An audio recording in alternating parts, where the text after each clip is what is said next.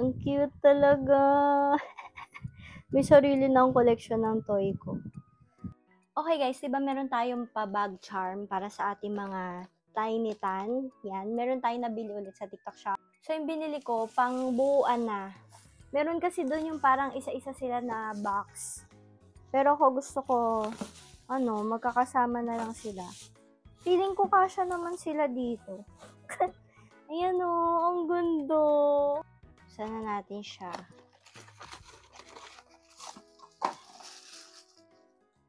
Hobie! Ang cute. Tara tayo, Hobie.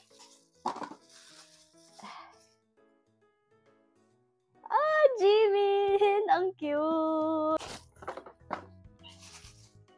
Ang cute! Jin! Ang cute talaga nung kay RM. Bet na bet ko rin yung kay RM. So, ayan siya. Hindi siya kasya dito. Lalagyan natin siya dun sa loob. O-open lang natin siya na ganito. Ayan. At least hindi din madudumihan yung tiny tan natin. Guys! Ang cute! Ang cute! Ang cute talaga. Ito nga lang, parang pang lang siya, tatluhan. Pero, kasya naman. Ayan. Parang susugod sila sa akin, Ang cute!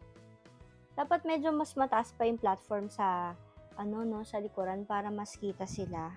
So, ganyan siya kapag tinakpan nyo, di ba? Hindi na siya madudumihan dyan. Kung ayaw nyong gawing keychain, ilagay nyo lang siya sa ganitong lagayan. Pwede naman. O kaya meron din yung, hiwa-hiwalay. Pero ko kasi limited lang space ko, kaya ganyan yung ginawa ko. Di ba? Kahit ikutin mo na ganyan yan, ganyan itsura niya sa likod. Oh. Cutie!